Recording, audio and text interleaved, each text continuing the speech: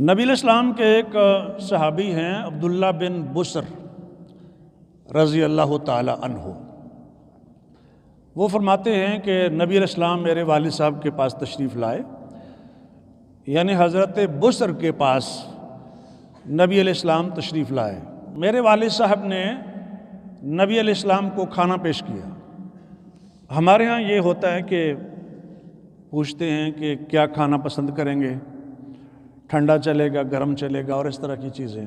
جہاں پر بے تکلفی ہو بہت زیادہ تو وہاں اس طرح کی چیزیں پوچھ لینے میں کوئی شرعی قباحت نہیں ہے، لیکن عموماً یہی ہے کہ جو آپ کے پاس حسب توفیق ہے وہ پیش کر دیں، بہتر سے بہتر جتنا آپ کر سکتے ہیں۔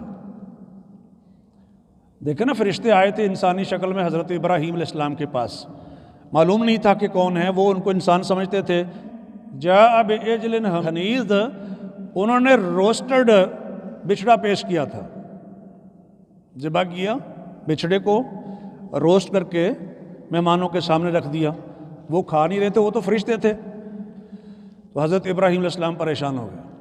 اب یہاں یہ سوال پیدا ہوتا ہے کتنا لاس ہوا ہوگا جی؟ آج کل کے حساب سے پاکستان کی کرنسی میں اگر ہم بات کریں تو 3-4 لاکھ روپے کا نقصان تو ہو گیا نا۔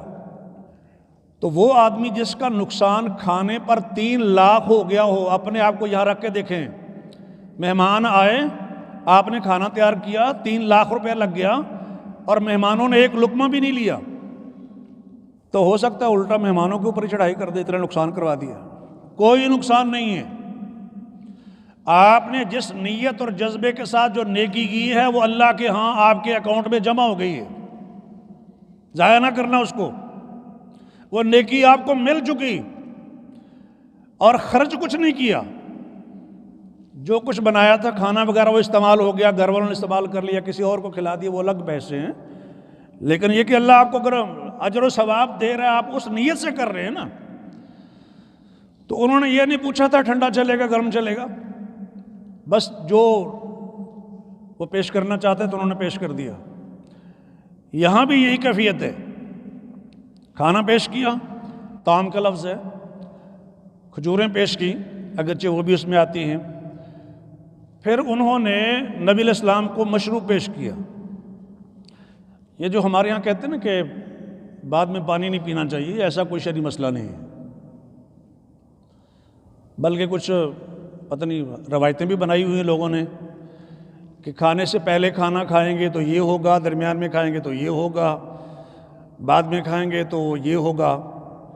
ایسا کچھ نہیں ہوگا، شرعی مسئلہ کوئی نہیں ہے۔ آپ مناسب سمجھتے ہیں کہ بعد میں نقصان دہ ہے پانی کا پینا تو آپ نہ پئیں، اللہ کے رسول نے تو منع نہیں کیا، یا آپ کا تو یہ عمل اس طریقے سے نہیں ہے۔ آپ کو حکیم صاحب نے کہا ہوا ہے کہ یہ مفید نہیں ہے تو نہ استعمال کریں، گیپ ڈال لیں، کوئی ایسا مسئلہ نہیں ہے، شرعی ممانعت نہیں ہے، لیکن شریعت نہ بنائیں۔ شریعت کا حق جو ہے وہ اللہ اور اس کے رسول کو بس، اور وہ شریعت مکمل ہو گئی، نہ اس میں کوئی کمی کر سکتا ہے نہ بیشی کر سکتا ہے، وہ مکمل ہے۔ اب وہیں تک آپ نے رہنا ہے۔ جو چیز 11 ہجری 12 ربیع الاول تک دین نہیں تھی وہ اب دین نہیں بن سکتی۔ 11 ہجری 12 ربیع الاول آپ کا وصال، اس وقت تک جو دین ہے وہی دین ہے، کوئی چیز بعد میں آ کے دین نہیں بن سکتی۔ آپ سمجھتے ہیں کہ دین میں گنجائش ہے تو اس کا ریفرنس دینا پڑے گا، فلاں آیت سے، فلاں حدیث سے، فلاں سے یہ بات نکلتی ہے کہ جائز ہے، الگ سے کوئی چیز نہیں ہے۔ نبی علیہ السلام نے کھانا پہلے کھایا ہے اور پانی بعد میں پیا ہے، اور یہ حدیث ہے جامع ترمذی کی 3576 نمبر حدیث ہے، کوئی ایسی ممانعت نہیں ہے۔ ایک آدمی وہ کھانا کھا رہا ہے، اس کے بعد اس کو پانی کی ضرورت ہے، پی لیتا ہے، کوئی حرج نہیں، کوئی ممانعت نہیں ہے، کوئی وبا والا معاملہ نہیں، نہ اللہ کے رسول نے یہ بات بیان فرمائی ہے۔ خیر یہ تو ضمنی بات ہی، عرض یہ کر رہا ہوں کہ نبی علیہ السلام کو اس طریقے سے یہ انہوں نے چیزیں پیش کی، اور اس میں پھر آپ علیہ السلام نے جو مشروب بچ گیا تھا وہ دائیں طرف والے کو دے دیا۔ آداب یہی ہیں، ہم ویسے عام طور پر آج کل اس طرح کا لحاظ نہیں رکھتے ہیں۔ آپ جہاں پر تشریف فرمائے ہیں، کچھ چیز کھا پی رہے ہیں، لوگ بیٹھے ہوئے ہیں، ان کو دینی ہے تو کس کو دینی ہے؟ دائیں طرف والے کا حق ہے۔ وہ آپ نے شاید واقعہ ایک سنا ہوگا کہ ایک طرف ایک بزرگ بیٹھے ہوئے تھے بائیں طرف، اور دائیں طرف ایک بچہ بیٹھا ہوا تھا۔ تو نبی علیہ الصلوۃ والسلام نے اس بچے سے پوچھا آپ کی اجازت ہو تو ان کو دے دوں؟ تو بچہ بھی سمجھتا ہوگا کہ یہ تو تبرک ہے، سعادت کی بات ہے، میں اپنے حصے کو کیوں چھوڑوں؟ نے کہا جی میرا حق ہے، تو آپ نے بچے کو ہی دی ہے کیونکہ دائیں طرف ہے۔ جو اصحاب الیمین ہے نا جی، ان کا حق پہلے ہوتا ہے۔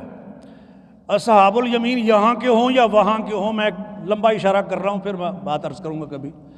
ہمارے ہاں لیفٹسٹ اور رائٹسٹ کی اصطلاح بھی چلتی ہے دنیا میں، اس پر بھی پھر کبھی میں بات کروں گا۔ تو آپ نے دائیں طرف والے کو دے دیا جو باقی مشروب بچا تھا۔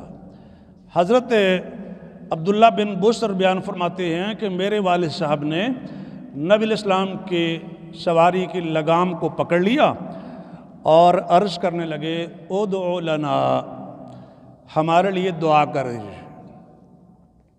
یعنی اللہ کے رسول علیہ السلام سے عرض کرتے ہیں کہ ہمارے لیے دعا کر دیجئے۔ تو نبی علیہ السلام نے ان کے لیے دعا کی، اللہم بارک لہم فیما رزقتہم واغفر لہم وارحمہم۔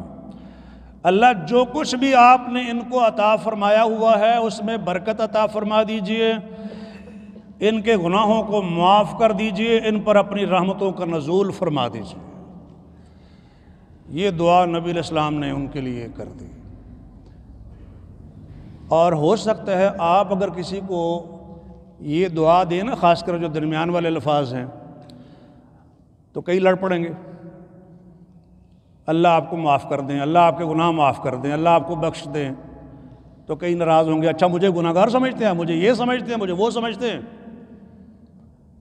تو کسی کے سمجھنے نہ سمجھنے سے کیا فرق پڑتا ہے؟ کس سے غلطی نہیں ہوتی؟ نبیوں کے اللہ خصوصی حفاظت فرماتے ہیں، باقیوں تو سب سے مسٹیک ہو جاتی ہے، گناہ بھی ہوتے ہیں، کوتاہیاں بھی ہوتی ہیں، سب کچھ ہوتا ہے۔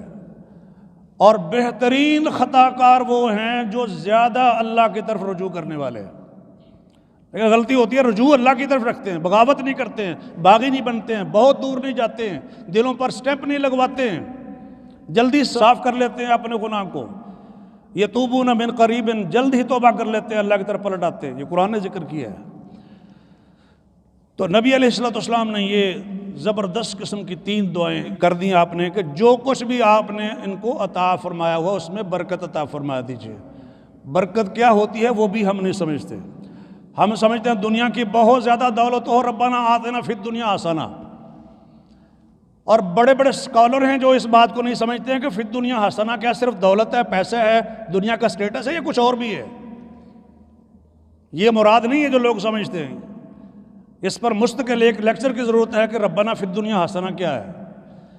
ایک آدمی کے پاس دنیا کی ساری نعمتیں حاصل ہیں اسے، لیکن خیر کی اور نیکی کی توفیق ہی نہیں ہے، فی الدنیا حسنہ کوئی نہیں ہے، اور نہ اس بیس پر فی الآخرت حسنہ ہو سکتا ہے۔ صرف دنیا کی دولت اور یہ ربنا آتنا فی الدنیا حسنہ، دنیا بھی اچھی کر دے، آخرت بھی اچھی کر دے، دنیا اچھی ہونا کیا ہے؟ یعنی اگر ہم اس کو دنیا اچھی ہونا سمجھتے ہیں تو پھر نبی علیہ السلام کی دنیا کیا تھی؟ جب دنیا سے گئے تو آپ کی زرہ جو ہے وہ گروی رکھی ہوئی تھی اناج کے عوض میں، آپ نے قرض لیا ہوا تھا اناج، اور کئی ماہ تک نبی پاک کے گھر میں چولہا نہیں جلتا تھا، اگرچہ آپ کا فقر اختیاری ہے، یعنی اپنے چوائس سے آپ نے اس زندگی کو پسند کیا ہے، یہ الگ بحث ہے۔ تو کیا وہ فی الدنیا حسنہ نہیں تھی؟ سب سے زیادہ دعا تو اللہ کے نبی کرتے تھے۔ یہ خیر بات کسی اور طرف جا رہی ہے، میں عرض یہ کر رہا ہوں کہ اللہ کے نیک بندوں سے دعا کروانا، اور آپ دعا کرتے تھے برکت کی۔